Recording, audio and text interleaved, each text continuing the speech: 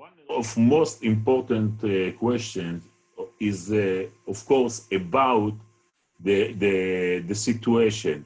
Is it possible to separate the populations in the West Bank? I mean, to separate the Israeli population from the Arab population? Or is the situation is like an omelette, or we are dealing with two eggs that we can distinguish between them?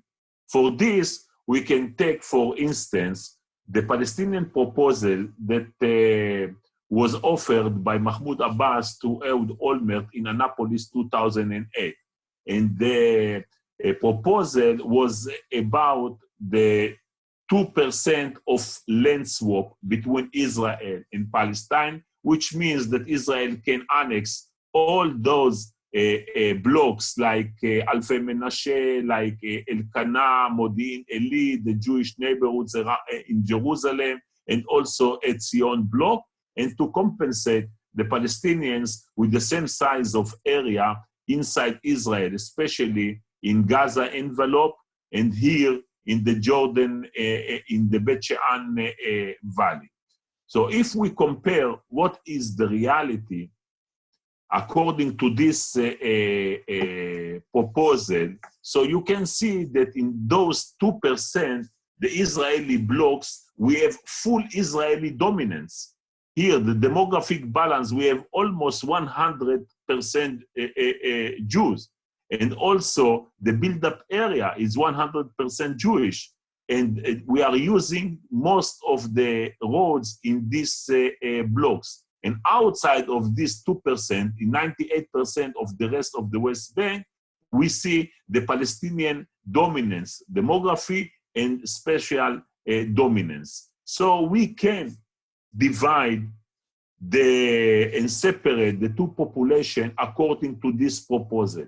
But this proposal has one very important and very crucial disadvantage, because Israel has to deal with evacuation of more than 200,000 settlers. This is too much for any Israeli prime minister and Israeli government. But here we can see also the proposal, the Israeli official proposal that took place in Annapolis 2008 by Ehud Olmert. And Ehud Olmert talked about a land swap of 6.5%. It means to annex all the blue area like Ariel, like Ma'ale Adumim, Givat Ze'ev, and again to compensate the Palestinians with the same size of area inside Israel around Gaza Strip, or here in the Arad Valley, and again here in Bet She'an Valley.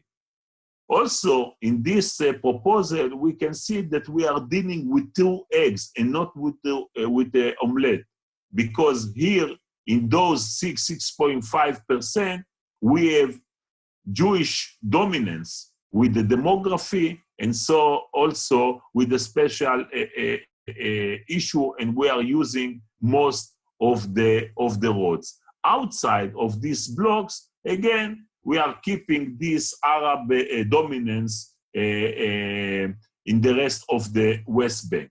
But also the Israeli proposal has two disadvantages. The first one is the fact that by annexing Ariel, that the distance of Ariel from the Green Line, it's almost 21 kilometers in the middle of the future Palestinian state. It means that we are damaging the contiguation of the Palestinian, the contiguity of the Palestinian state and territory. And also, inside the Israeli blocks, we have more than 200,000 of Palestinian private lands which belong to the 98 Palestinian villages. It means that we are harming the fabric of life of so many Palestinians and so many Palestinian villages, something that cannot help Mahmoud Abbas when he will pass the referendum to support the permanent status agreement. So before we are looking for a compromise of those two proposals, yes, let's check if Israel has the right potential for land exchange, for land swap. So here you can say many areas that were offered by Israel over the last 2 decades in official and non-official agreement like a Geneva initiative. So altogether, all those areas together, we can get 7.2% for land swap. But really, this is not the true reality, because we are dealing here with Chalutza sand and with the Arad Valley, and I'm talking about desert that the Palestinians refuse to accept them. So the real potential the real Israeli potential for land swap, it's not more than 3 or 4% for land swap. Okay, so what our proposal for land swap? I'm talking about 4%.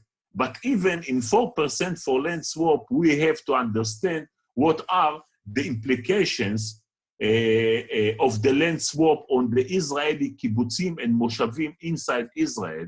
And for instance, I took this area of the Bet She'an Valley, this very small area, less than 0.3% for land swap. And it means that we are harming totally the fabric of life of so many kibbutzim there, like Ma'ale Gilboa or Merav. Ma'ale Gilboa is going to lose almost 80% of the kibbutz land and also the others.